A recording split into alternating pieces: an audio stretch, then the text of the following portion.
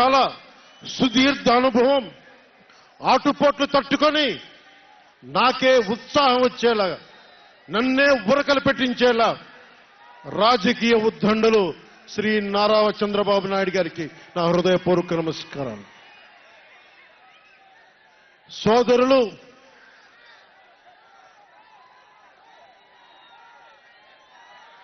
ఒక సునామీ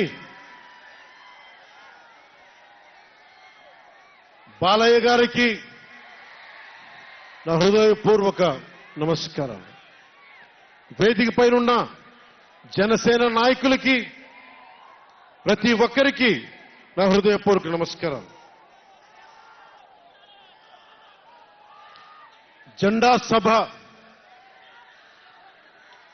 సముద్రం ఒకటి కాళ్ల దగ్గర కూర్చొని మొరగదు, తుఫాను గొంతు చిత్తం అనడం ఎరగదు, పర్వతం ఎవరికి వంగి సలాం చెయ్యదు. గొంతెత్తితే ఒక దేశపు జెండాకున్నంత పొగరుంది.